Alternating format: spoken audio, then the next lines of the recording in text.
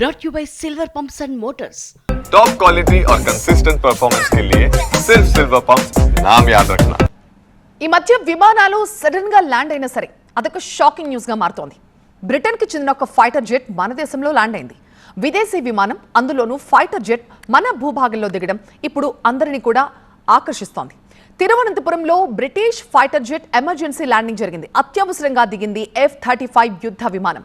Arabia సముద్రంలో British యుద్ధ విమాన వాహక నౌకకు అనుసంధానంగా పనిచేస్తున్న F-35 ఫైటర్ జెట్ ఇంధన కొరత కారణంగా కేరళలో ల్యాండ్ అయింది.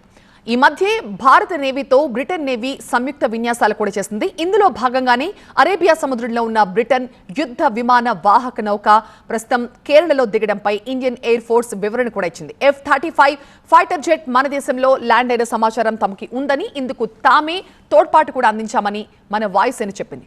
అన్ని సంస్థలతో తాము సమన్వయంతో పనిచేస్తున్నట్లుగా వాయుసేన చెప్తోంది.